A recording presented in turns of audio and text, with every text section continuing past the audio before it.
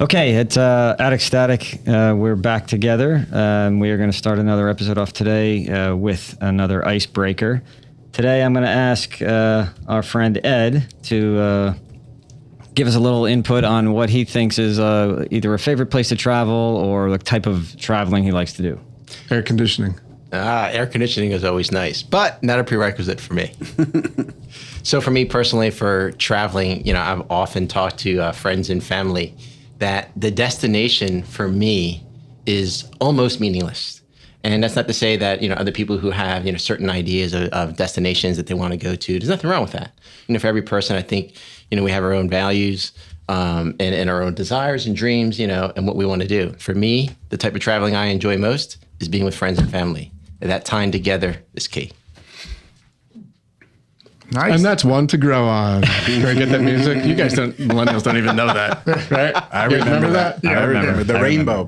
Yeah, that was good. That's good. It's very much like the movie Up, right? In the movie Up, Disney Pixar, Mr. Fredricksen was so stuck on getting to Paradise Falls until he finally got there and realized just kind of bored, right? It was the journey and the time with the other younger character, Russell, right? That brought him happiness and joy. Did you just watch that recently? No, How do you remember their names? because it was a good movie. He carried it with I don't him. remember the name of the guy, main character in Forrest Gump. You just said Who it. does? But it had a huge impact on Ed, obviously. Apparently. It's a decent metaphor for life, too. It was a great movie. Great movie. Forrest Gump and Up. Yes. That's right. All right, so let's move into the questions today. So the first question I have down here for Gary, and I know he'd be excited about it, but I think everyone gets to jump in. So buy or rent? Simple question. Very simple. Well, obviously, it depends on what you can afford. If you rent, you're not responsible for anything other than your monthly rent. If you don't have a down payment, and now with prices of houses being very high and mortgage rates being very high, it's very difficult to buy a house right now. So renting could be the way to go. But I don't know how to go in more detail than that. I heard Adam inhale, so go ahead. Oh, yeah, go. Sorry, was that an etiquette thing? Better than this, right? I got a one-word answer. Spreadsheet. Good. And then you can see if you can afford it. It depends on where you are, how much money you have, what the market looks like, what interest rates are, and unless you actually run through the numbers, do the calculations, What you're trying to accomplish. pissing in the wind. And you got to have a plan. What are you trying to accomplish? Facing into the wind, nonetheless. Right. And If you piss into the wind, make sure the wind's at your back. So if you and if you think about the buy and rent thing, on the buy side, right? Am I buying a single family house? Am I buying a condo? Am I buying, something that I'm going to have a roommate in, right? Like it makes a very big difference. And we cover a lot of those topics. So, That's a good point. We have discussed this. If you're going to buy a house and you don't have as much money, then you should be looking to buy a house with having people be able to rent out rooms, or get a 2-family, which is going to cost a little bit more money, but usually not double. And then you have the income from the rent from the second unit. But there's other ways. There's other ways to get that accomplished if it makes sense. But I think one point that never comes up or rarely comes up is that it's okay to rent. Like there's nothing wrong with renting, right? I mean, and some people rent all their lives. Some people rent for 20 years, beginning of their lives, end of their lives. I mean, there's lots of reasons to do it, right? Well, it's a nice thing that when something breaks, you don't care. You just call up the landlord. Right. And depending on your lifestyle, your job, you're busy, you don't want to deal with that stuff. You don't want to mow a lawn. You don't want to do anything, right? Like there are lots of benefits to doing it. Yeah, but you could pay someone to do that. I think it's important to elaborate what you said, Ray. You said it right on the head. So people will think that renting is negative, but yet people will give reasons why renting is positive. It has to be part of a plan with an outcome. So everyone understands that you can get a single family for profit purposes. You can get a multifamily. And if the math works out, you could actually pay people to do all the stuff that you said maybe they don't want. But we're talking about to live in, I'm assuming. Yeah. But if obviously you're renting, you're not going to rent to If rent. you're living in a multifamily and one of them's yours and the other ones are, you could still be paying someone else to Yes. cut the lawn. You do all that stuff as long as the math is right.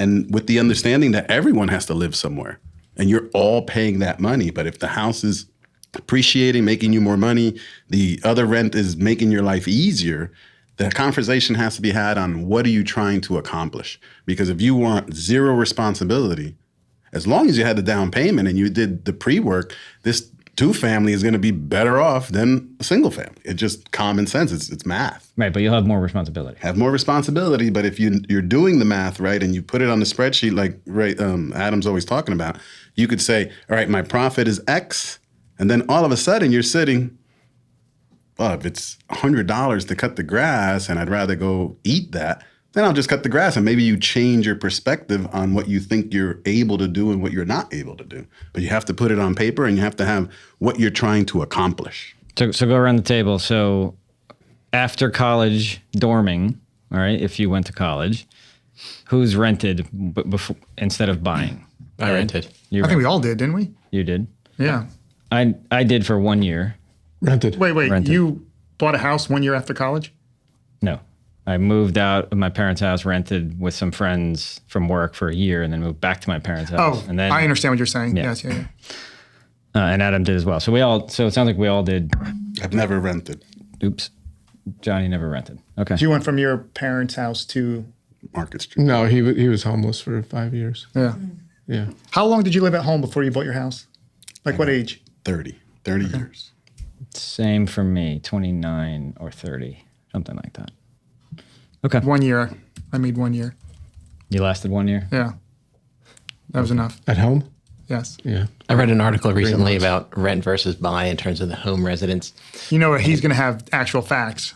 Well, I figure I might as well. If I'm going to be talking about it, to be sharing facts, why not? Yeah. So in this article, it happened to be, pro renting.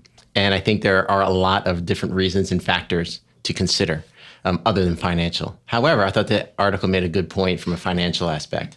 In the article, it was assuming 6% earnings for growth for rental, and it was assuming 8% for S&P 500 going forward with equities with stocks.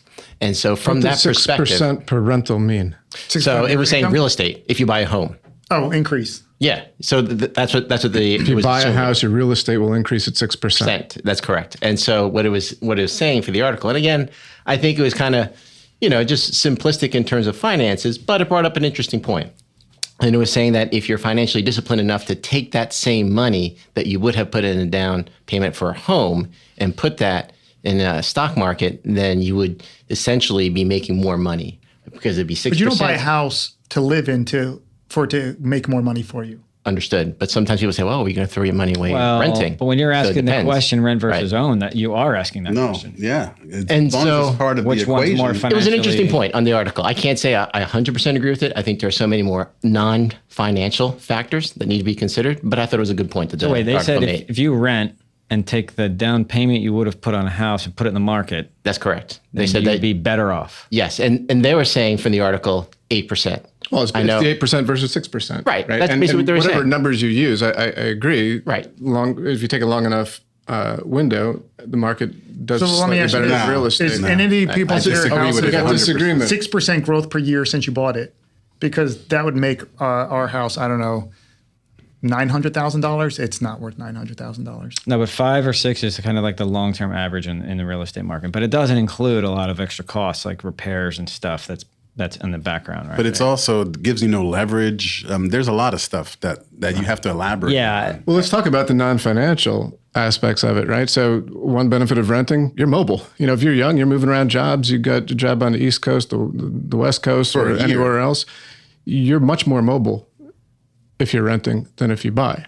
Yeah. Yeah, you don't lock yourself down. That's absolutely. I think I might have read or partially read that article that you were talking about, Ed, and that was one of the things they talked about too, right? Changing jobs and all that kind of Yes. stuff, and not being tied down. And when you first buy a house, you kind of like paid a whole bunch of upfront costs that you're kind of not stuck with, but you threw away a bunch of money, right? Closing costs and all that stuff. And if you turn around and move soon or sell the house soon, you're basically in the hole, right? For the first Right, 5 because you've got years. those transactional costs on buying and selling real estate that you don't have with renting. And that can be easily 10, 20 grand each way. But it has Yeah. to be put into the right context of time. Because if you were to do that now, you'd always be winning, right? Because the housing market is booming. So it has to do with when you decide to do it. Well, but no matter what market you're in, if you buy and sell too quickly, you're going to lose all that transactional money, right? Closing costs, the transaction fees, all the stuff that you pay just to close down on it. Yeah, but think of the house in the Poconos, right? In 3 years, it did stuff that would have taken conventionally 10 years. Of course. So when you do it, it matters when. But if I bought one this year and sold one this year, would have been the same. Same, right? So. Okay, so unfortunately, there's no right answer, but there's nothing wrong with renting. There's nothing wrong with buying, right? Everybody's got to have a. But if you go that route, then it's very similar to anything else, right? So if she went through her cancer without these really strong habits and this focus, you have to have the habit to now that extra money that I have available, I'm doing this. Yes. Right. Yeah. That's where they fall short. That's right. At least the ones that I know. We live in a town where it's predominantly rentals, and I know none of them have a stockpile. Right. That's why they're renting. And it's about having a plan, right? You have to have a plan. And in this case, it's the easiest way, spreadsheet. And that doesn't mean that if one option is $5,000 or 50 cents more profitable, it doesn't mean that that's the one you take, because buying might cost a little more. But hey, you want the freedom to do what you want with your house. So it doesn't mean it's an economic only decision, but you do need to look at that. And it's not a forever decision, right? It may be that, hey, right now, renting is the better thing to do. Right. And then take that opportunity, save the extra money, invest it, do whatever you got to do so that you can go buy the house when you want it, when the market's right, when the interest rates are right. Don't feel rushed. If everybody's buying a house and all the prices are going up, you don't have to chase everybody and do the same. And I think when you ask the question too, you have to expand it too. It's not necessarily just buy or rent. It's not that black and white, because couch surfing can beat both of those easily. It depends. Are you single? Do you have a whole flock of kids, and what kind of time duration you're looking at? Couch surfing meaning your parents or your friends. Yep. Then back to your parents again, then friends, then a cousin. You surf. Yeah, there's nothing wrong with that. All right. Let's move on to the next one. This one. And sorry, right? But to be serious, it not being a freeloader either. If at one house people love to eat good food but can't cook, okay, maybe you're cooking dinners for them. Yeah, or right? You can pay them rent. Maybe you're fixing up the house while you're there. You have to provide some kind of service. Maybe you play guitar, so you play guitar and sing every night, right? You should do something in exchange. Absolutely. That's what Gary does. Yeah. Yeah. Right. Okay. The next one is for Johnny, and this one has been a long time coming. So EV and hybrid cars versus traditional gas cars. Oh, wow. That's controversial. Well, let's first define them. So wait, there's a little more meat behind this question. Let me just read it real quick. So all right. How do I compare them? We could do this. Some people claim that EVs are still dependent on fossil fuels. So what's the point?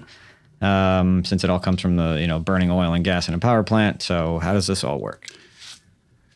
So without ruffling any feathers, right? I think No, let's do that. There's historical, right? So you have one that people should know, that the electric car is not new. The electric car was 1800s, late 1800s. It had reached its fruition. It's been around. It has a lot of history behind it, and gas went and just kicked its butt for a variety of reasons. Now it's coming full circle. People want to sort of wean our dependency on gas or oil, let's put it, right? So we understand the fundamental reason why it comes about, because it's not an easy process. If there isn't that in the equation, you would never think to make an electric car. Isn't what in the equation? Making an electric car is not easy. So you have to have a reason why you would do all this effort. And the one main reason is that we're dependent on foreign oil, foreign resources, and there's certain political reasons that we don't want to go into other areas that have this oil. So we find these reasons why we have to go to these different technologies. Hydrogen being one of them. And you can't have the full conversation without saying what competes with electric too, right? So they all have their little shortcomings. So to answer the question is, and this number is a little rough, but they say between 52 and 48% of the electricity in the United States is made by burning coal. Coal is a horrible pollutant, right? Will anyone here contest that? Coal's no good, right? All of the processes that are associated with it are causing problems. Well, the problem is that no one wants nuclear power plants or any other version of, or technology hasn't come to fruition on other technology, we cannot make it without having other problems. So everyone knows nuclear power plants, what their problems are. They create these wastes. We know what happened in Japan, storm, caused all this problems. So the conventional way of making electricity has not changed. But now everyone's putting a very large load on the infrastructure that now is causing you to compete, right? Then you have a lot of other things that happen, whereas solar has not come to fruition the way it's supposed to. So you take all these different things and you say to yourself, what is the industry doing to deal with this sort of question that you pose to me?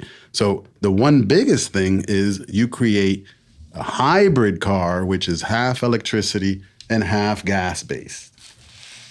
So, and this would be sort of a discussion that you would have everyone here, because I think everyone's enough to chime in, so it's not just my opinion. This is just my opinion. The problem that I have with it is that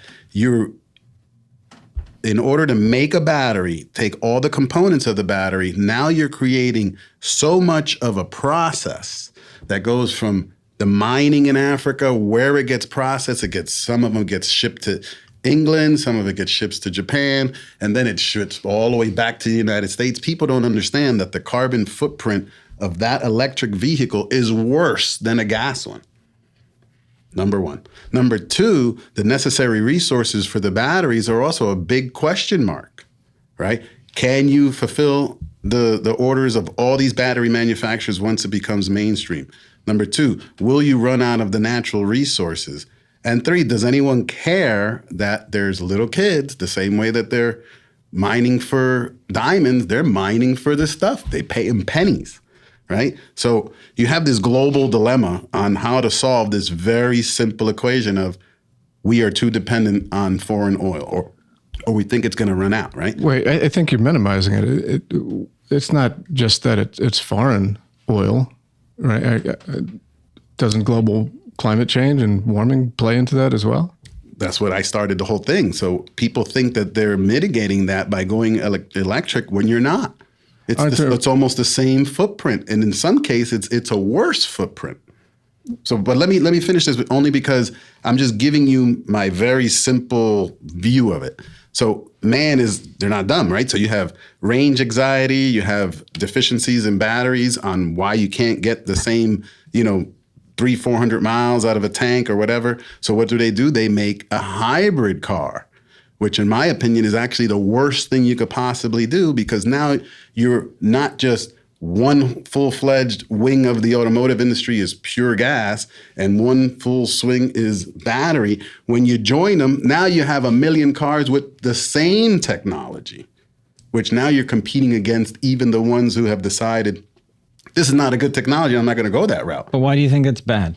I mean, when I think about a hybrid car, I think it uses electricity when it can, and it uses gas when it needs to, and it's using less fossil fuel. Because you're using both. Correct, but what's wrong with that? Well, because you have to have some type of identity. If you're saying that gas is bad, you're just solving range anxiety by giving them that option. Well, you're not doing anything for Well, you're reducing the consumption of gas. Right, but to say that you're going to But you're creating a whole other avenue to still need electricity. I agree, but like flipping a switch and saying every car is going to become electric tomorrow, it's never going to happen. You need to find some like migration path from one fuel source to the other, right? So hybrid feels like the natural progression. I would disagree in the sense that there's two things that have to be decided. Is it true that we're running out of oil, or is it simple propaganda? Number one, have we really done the effort to make a 60 mile an hour or 60 gallon per mile car, or are we just rushing into this technology that sort of poses to make our life a little easier, right? So it's a marriage of, have we really pulled this technology all the way forward, right? So in order to have that conversation, it gets a little touchy in the sense that, have the large manufacturers pulled every ounce of horsepower out of a gallon of gas? And the answer is no. right? They could make a lot more fuel efficient cars. They could do a lot more technology, but there's just it's just all convoluted because, who is the leader in the industry? It's like when you sort of go on these little tangents, so I apologize. But when you have people who will pay $5, $6 for a cup of coffee, and you try to tell them, listen, you don't really need to drive by yourself in a Suburban, and they say, that's what I want. That's the true ill of the Americas. We want what we want when we want it, and we don't care about the rest. It's just that the manufacturers go into these little rants on saying, we're going to offer these things for the people who do think that they have this thing under control. But at the end of the day, it's very simple. It's how we started. Can you sustain the creation of these batteries? Can you sustain them to be correctly recycled? If you can say that, then you're actually heading to the right direction on what everyone wants to accomplish. But when you look that it takes that much more money to recycle this battery, there is no uses for it after a certain amount of time. And then all of the resources that you paid all this money to gather can no longer be reused. Someone has to see that. Whereas the regular automotive industry has got that figured out. All they're fighting against is this: is it true that we're going to run out of oil? And is it true that there's one way? So wait, but how about if you run out of the stuff that you're making the batteries? If you keep going, we're just going to be piling up 50 questions each, and we're not going to get to them. Yeah. No. Want to take a breather? The question was how I feel about it. So I do not feel that we're headed in the right direction, only because the scale is which one is more sustainable than the other, right? So it's sort of saying we could put all these solar panels on these houses, but we won't tell anyone that it takes $30 to recycle that thing, and we only give them $2 to do it. But hold on. Why is that? You're going to have a day of reckoning. But why is that? One or the other? But why? I mean, no one, when you go and buy a hot dog at the store, no one's asking, like, is that thing it's wrapped in able to be recycled, or the packaging from my headphones that I bought at the iPhone store? Like, no one's checking on the recyclability of the packaging. But they are for cars. They're hey, no more fingers on the table. They're selling to the public that is the solution to their preconceived notion that gas is causing this problem. Let's first back up. First, about oil and fossil fuels. They're either finite or they're infinite on this planet. Are you saying that they might be infinite? I'm not saying anything. What I'm saying is, the one thing that they have convinced people is that they're doing a good thing because it's gonna run out. But they've never told you it's gonna run out in 100 million years, 1 million years, 1 year, 10 years. Yeah, they have. Like, there's tons of projections. What's the number? What is it? And we don't know if it is 50 years or 200 years, but it is not thousands of years if we continue the way we're going, right? Mm-hmm. So it is finite. We have to find another way to generate power, whether we want to or not. If we want to still have the luxuries we have to find a new form of power. Might as well be sooner rather than later. Your point about the energy it takes and the carbon footprint of mining all of these special metals that are required for the batteries is a point well taken, and it is an enormous impact. However, you mine those once, right? Once they're mined, you don't have to mine it again. How not? I mean, once you build a battery, you still have to mine more to build another battery. Well, but you're never going to have to mine what you mined for that first battery again. So each battery, the amount of metal in each battery has only been mined once, even though it may be the 100th battery it's put into. So what I'm saying is there's an initial cost, right? But over time, your batteries are going to be 100% recycled because we've gotten... We can't recycle them now. They're not being recycled. I believe now. what he's getting to is you hope so. Well, so that's my question for Johnny. Do you agree with that? That batteries, the elements that are in batteries, these rare earth elements, are not being recycled at the end of the life of the battery? They're not.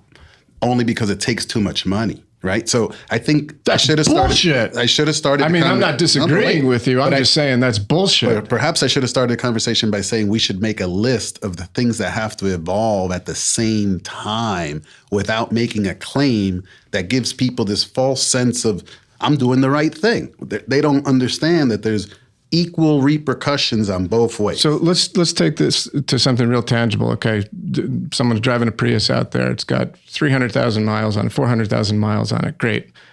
Gets to the point where you just can't recharge the battery anymore, right? That's kind of an end of life that will happen eventually. Okay, so the battery, which weighs what, 500 pounds or something, can't recharge it anymore. What physically happens to that? I go, trade it in for another Prius or something.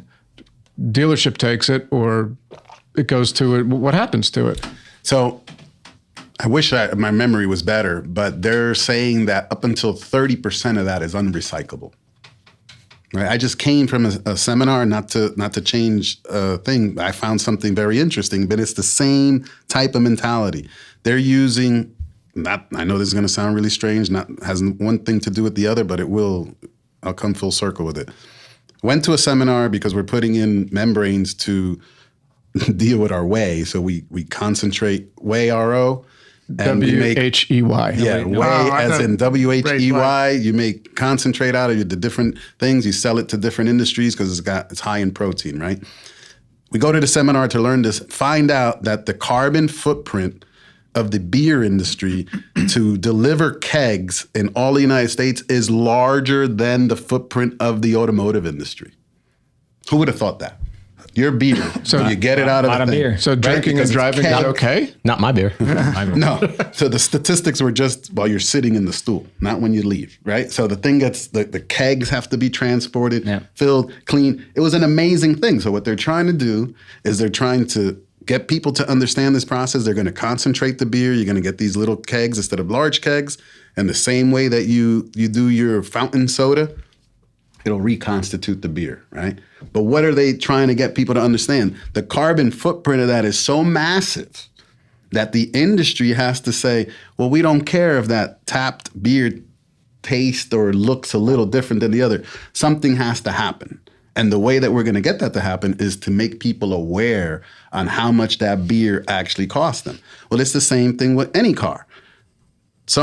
I believe the industry's obligation to answer the thing is, when you go to buy a car, there should be the same way that you get your gas guzzler tax, and they came up with some equation on why this car should have been a certain way. There should be a carbon footprint on an electric car, and it should be making people aware that they are not solving the problem completely. Not even, they're just creating a different dependency.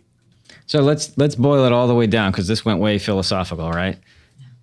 If somebody was asking you the question today, should I buy an electric car or stick with a gas car? What would you say? I would say, what is your reasoning for doing that? If you think you're going to save the earth by doing that, you might want to do a little bit more research. And what if they just want to know what's the better car? Of the two, or of what's coming? Today. Today. Oh, today? Electric cars are a lot more Do money. they have a lot You're more never money? get your money back. I would say if they're really trying to save the earth, that's their motivation, and they have good money, I'd buy a hydrogen car.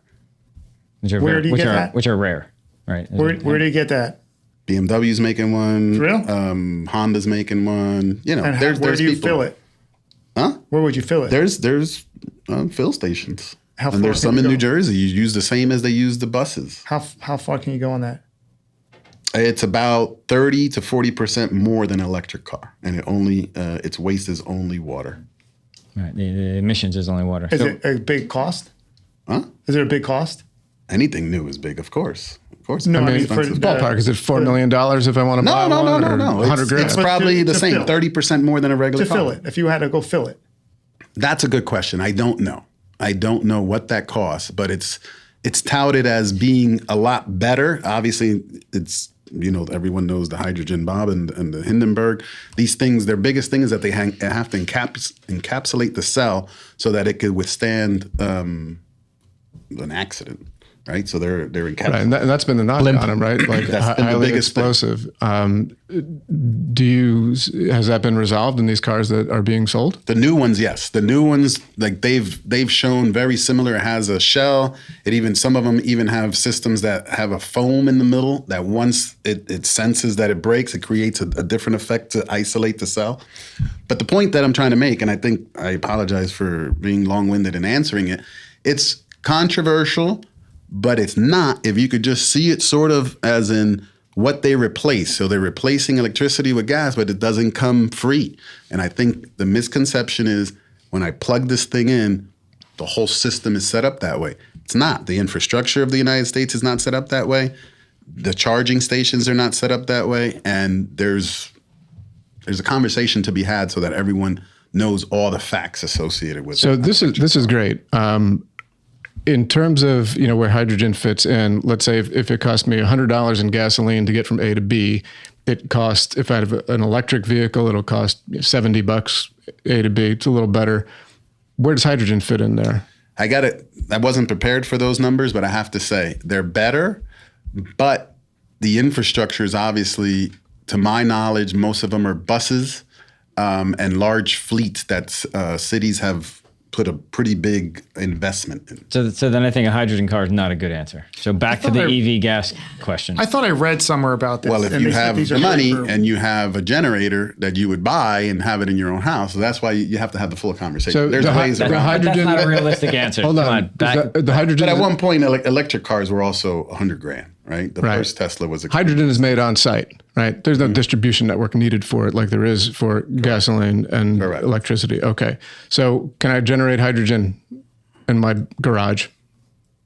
You could, if you had the money. I thought I read somewhere that these hydrogen vehicles are great for like trucks, Fleets. Yeah. but not for cars. The cost was not effective for cars. Well, is that because the trucks all return to a central location I don't where remember they're what it being was. generated? So- Like buses are going back to the depot at the end of the day. And So I probably answered Ray's thing the wrong way, only because I thought it was like all money aside. What would I buy? No. That's This what I is, buy. let's get back down Like to realistic? realistic. Realistic, I would buy if you really felt that you're doing things well until that industry gets their act together and really gives the public true information, I would buy a small 4-cylinder supercharged or turbocharged that gives you 45, 50 miles to the gallon, and you're good to go. Gasoline. used or new? Used or new. Of course, used.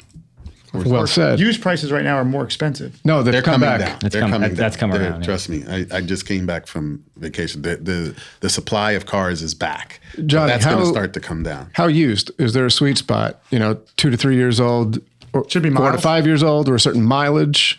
I'm going to say something very controversial. After, I want to say 2000s, 2005s, I don't believe there's a bad car. I believe there's only bad owners. So your job in the used car market is to evaluate the owner. So not the at least car. a 2005 or newer. Correct. So What if it's by got val- 200,000 miles?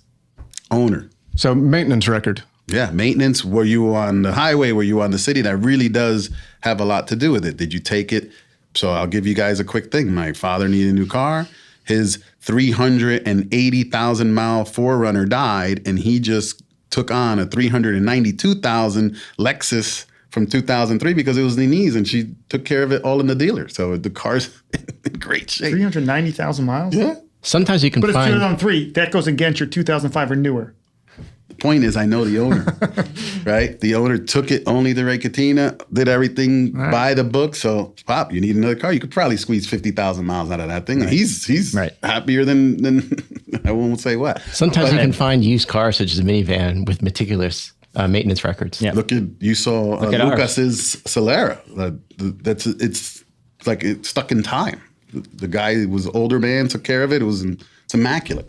Yeah, So- we bought a used car from a friend of ours once. It was a Honda minivan with a meticulous track record, all the paperwork, everything in the glove box, dates on everything, That's what you want. and it was Doesn't beautiful. sound like That sounds pretty organized. Extremely organized, Johnny, well thought out. what percent of vehicles or owners are that meticulous? Not necessarily perfection of every little thing, but basically, all the records are there. Are we I talking? want to say 30%.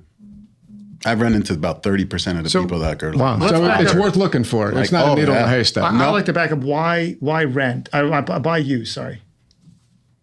because someone already took the brunt of the largest, depreciation right. that it's going to have. You lose 10 grand the second you drive it off. That number is probably wrong, right? That's an old number. The minute you drive it off the lot, you pay 30 for it. It's worth 20, right? And I'm talking about historical numbers, right? So the minute you get that 2-year, 3-year, 4-year car, it's already done its bulk of its depreciation.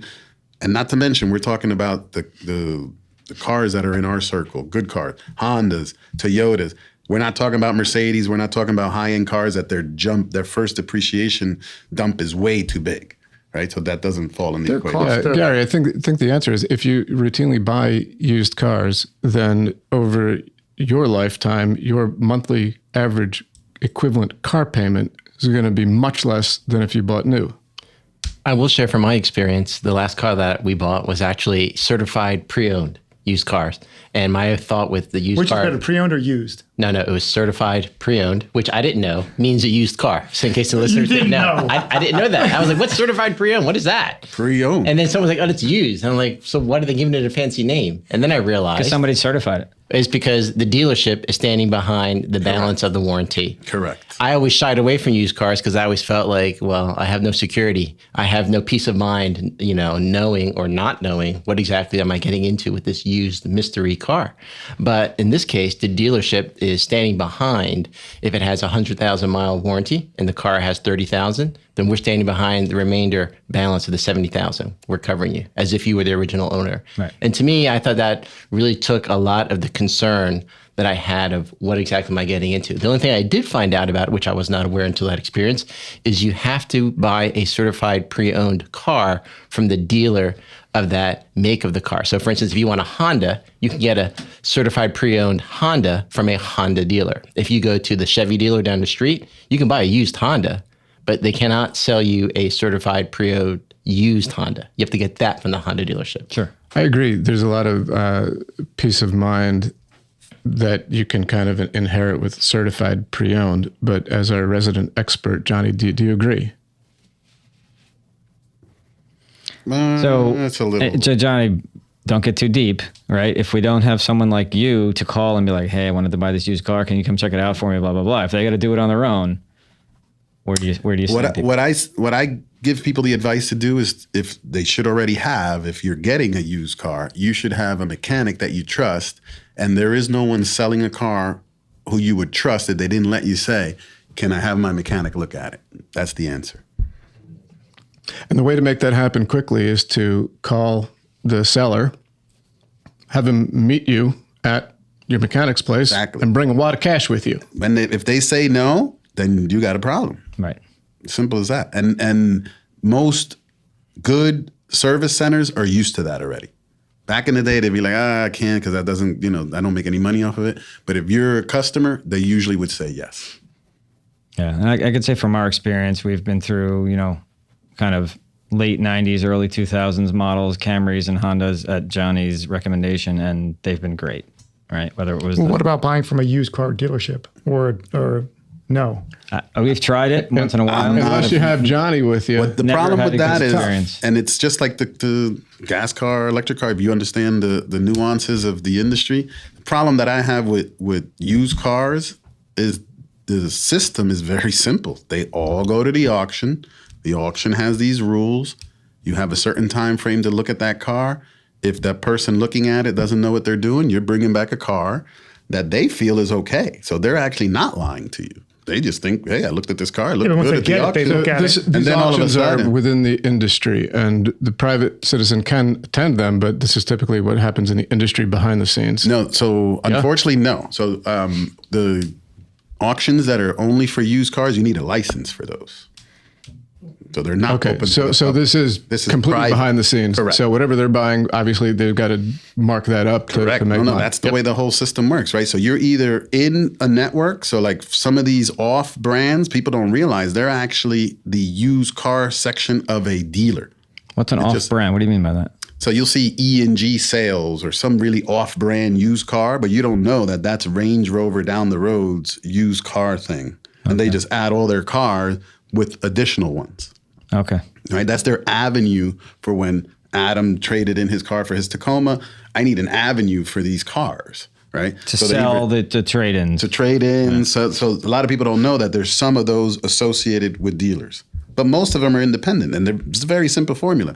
You go to Perth Amboy. I tried it. I tried to get my used car for myself, my used car license. There's a certain zoned area in your town that they will only allow used cars, you To fill sell out- them? to sell them, right? You just can't sell cars anywhere on Perth. Right. It's a business. Perth Amboy after 2005, only on Route 35, you could do a new used car center. They won't let it anywhere else. A helpful. I'm sorry. That's just typical planning and zoning. Right. rule. So Yeah, what I'm okay. saying is that's how they get it, right? So they get it, right location, they get their license. You have to fill out certain things like you're selling tires and are you doing service at the location, blah, blah, blah. You get all that stuff done. They give you that. You do all your paperwork. Now you can go to these places. Go to those places, Auction. follow their routine, Go to the auction. Then once you get that car back, then now it's your job to pedal it, do what you got to do. There's a huge gap in there, right? So, it's I don't like it only because you're only going by how good that person was who picked it at the auction. Right. Or else they're oblivious just like you. Once they get it, they're still bringing it back and seeing what's wrong with them, fixing it. You hope. Theoretically. So we've had an experience that way. So Way's brother has contacts at the auctions, and we've been able to get cars that way. And what they've done is, once they found the car that we thought we wanted at the price we wanted, they bring it back to their place and they go through it and say, hey, it's good. You can have it. It needs this extra work. Do you want to pay for it? Right. And we've kind of been through that process, and it's been, I think generally it's worked out well. Yeah. A helpful resource for the listeners who might be in a position either looking for used or pre-owned certified vehicles is kellybluebook.com. It's actually kbb.com. I found that to be very helpful. Pretty much anything you enter in there, it'll pop up, and it has a lot of flexibility. And if you're not really too tech savvy, such as myself, it is extremely user friendly. So I really like that site. Yeah, it's been around forever. All right. I think I didn't think we expected that 2 questions were going to take that long, but I think we're good. So until we talk next time, that's Attic Static. Thank you for listening to the Attic Static podcast. If you like what you heard, please like and subscribe, and feel free to leave a comment below. Or come check us out at our website at atticstaticpod.com. And stay tuned for new episodes out every Monday.